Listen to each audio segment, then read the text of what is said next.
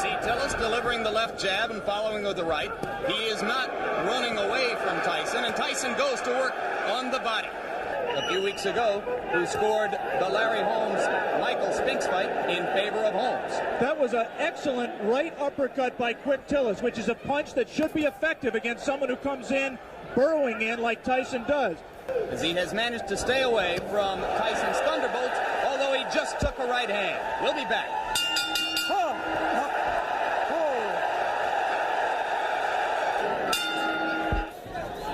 Lost to Tillman in the Olympic trials. Right hand lands flush on the cheek. Customato trained fighter, prides himself on his defense. And Mike really was disappointed that Zowski hit him with some right hands. A jab by Mike Tyson, a rare punch for him in his first 19 fights. Good head movement by Tyson coming in. He won't knock Tillis out with it, but he will wear him down and bring his hands down so he can land punches to the head. Tillis' trainer and co-manager Bo Williford said that he had been working with him for the last 6 weeks on tying up Tyson's arms. This is an important learning experience for Mike Tyson. He's going to have to be able to handle a Quick Tillis to get to the top of the even. He is right now.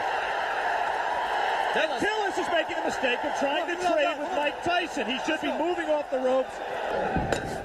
Round 3 coming to a close. And Mike Tyson warms to the task once again as the round comes to a close. Back with more after this word from our local station. To Mike Tyson. Right hand. And a good left hook. And that one left hook which scored. Tyson now appears to be a little less shy about stepping up inside. Well, how low he gets to duck under those punches. Puncher Mike Weaver, largely by staying away. He got punched. Again, he lunges and it gets caught. The left hand.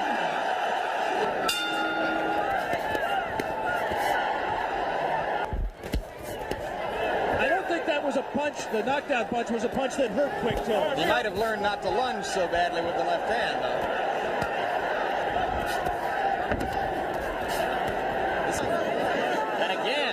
Busy in the clinch. That's frankly astonishing because the opportunity is there for him to do a lot of damage. There, he gave a half-hearted effort at that combination we talked about, the right to the body and the right uppercut. And that was on January 25. Two good short chopping right hands by Tillis. Tyson waiting for Tillis to open up, and those two body punches did get Tillis' attention, and he grabs. Just the grimace on his face alone, I think, indicates that Quick Tillis was hurt by those two body punches. And the right hand got through the guard onto the cheek of Tillis, who looks a little the worse for wear now in the last minute of round 5. And now it becomes clear that Tillis will last longer than anyone else has. Personally, Alex, I have it 4:01 for Tyson. I've not given Tillis a round.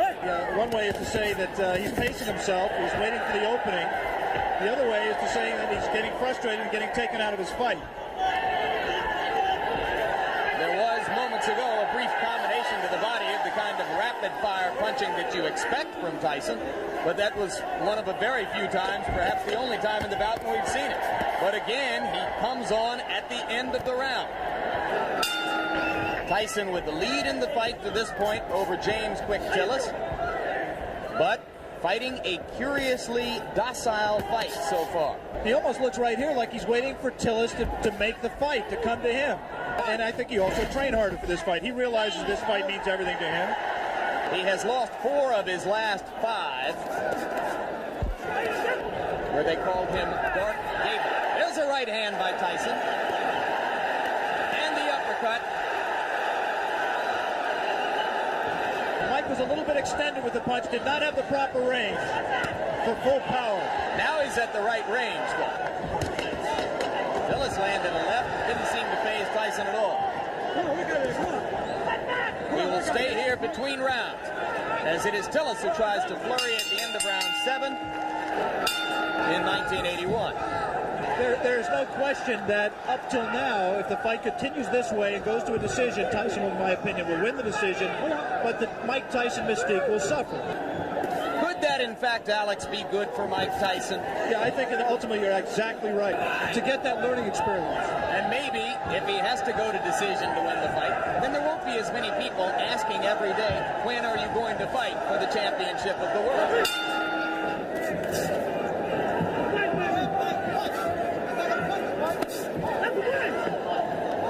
This Mike Tyson looks very much like the Mike Tyson who lost two close decisions to Henry Tillman in the heavyweight trials for the Olympic Games in 1984. He is confused by the movement. The movement does not allow him to hit a stationary target, and therefore he can't set himself as well. And Henry Tillman recently scored a first-round knockout over Bash Ali. Right now we are in round 9. Mike Tyson well ahead in the scoring, or so we would judge it, against James Tillis, but looking for a knockout to keep his 19 knockout string alive. I'm not sure he is looking for a knockout, Jim. He certainly isn't fighting like someone who is. It's possible that, number one, he doesn't know how to knock Tillis out. Tillis has presented a problem to him in terms of power punching that he can't solve. But secondly, it's also possible that Mike Tyson is interested in how he is going to react to fighting rounds. He's heard all the doubters say he can't go 10 rounds or 15 rounds, and maybe he's in the back of his mind trying to find out exactly how he is going to respond in that kind of a fight that he is in no danger, in my opinion, of losing. We have gotten to the end of round 9. We'll be back for the closer after this. The crowd tries to liven itself up, try to provide some encouragement to Mike Tyson. Most of them have come here today hoping to see a knockout and, frankly, expecting to see a knockout. Tyson tries to deliver with the right hand and steps in and throws the left.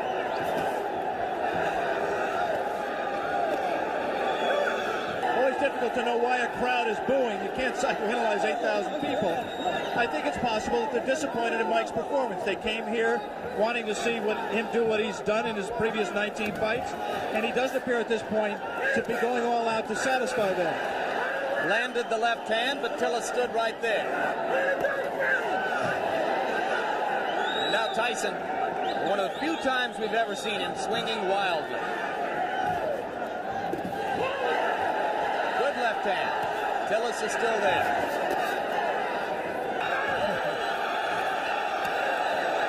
Tillis continues to give a good account of himself. It will be interesting to see how Mike reacts to this. Closing with a flurry. The bell is going to sound.